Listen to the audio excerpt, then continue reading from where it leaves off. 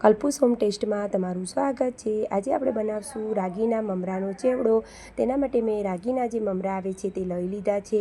તેને આપણે ચાંદનામાં નાખીને સરસ એવા સાફ કરી લઈશું। તેમાંથી જે વધારાનો કચરો હોય તે નીકળી જાય પછી આપણે તેને એક વાસણમાં લઈ લઈશું।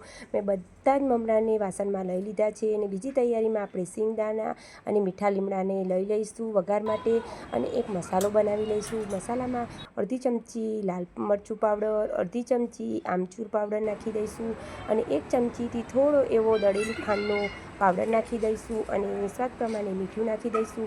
આ મસાલો બનાવીને તમે કોઈ પણ ચેવડામાં નાખી શકો છો। ખૂબ સરસ એવો ટેસ્ટ આવે છે। પછી તેને સરસ એવું મિક્સ કરી લઈશું। આપણો મસાલો સરસ એવો મિક્સ થઈ જાય પછી આપણે એક કઢાઈ ગરમ કરવા માટે મૂકીશું અને તેમાં વઘાર માટે તેલ મૂકીશું। મેં 1 ચમચોથી થોડું વધારે એવું તેલ લઈ લીધું છે।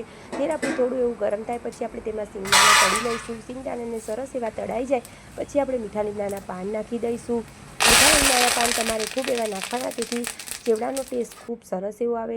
તમે તેમાં લીલા મરચાં પણ નાખી શકો છો।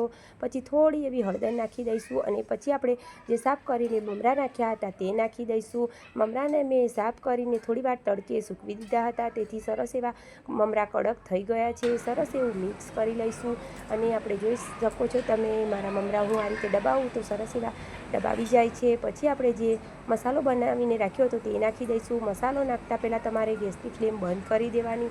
પછી સરસ એવું તેને મિક્સ કરી લઈશું। આપણો મસ્ત મજાનો રાગીના મમરાનો ચેવડો બનીને રેડી થઈ ગયો છે।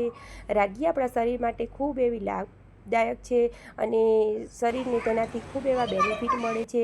આપણો મસ્ત મજાનો રાગીના મમરાનો ચેવડો બનીને રેડી થઈ ગયો છે। તમે તેને એન્જોય કરી શકો છો।